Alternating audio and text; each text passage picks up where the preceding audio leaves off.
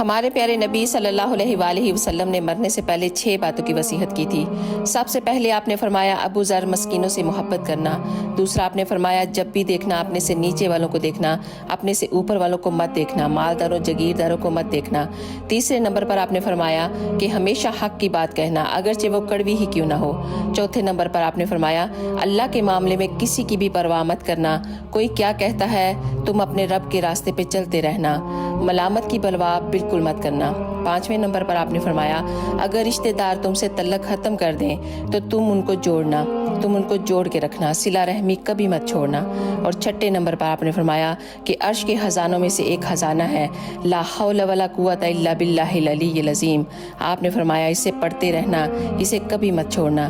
اے اللہ تجھے تیرے پاک لوگوں کا صدقہ ہمارے دلوں کو بھی تقویٰ عطا فرما دے، آمین یا رب العالمین۔ اگر ویڈیو اچھی لگی ہو تو پلیز ضرور شیئر کیجیے گا۔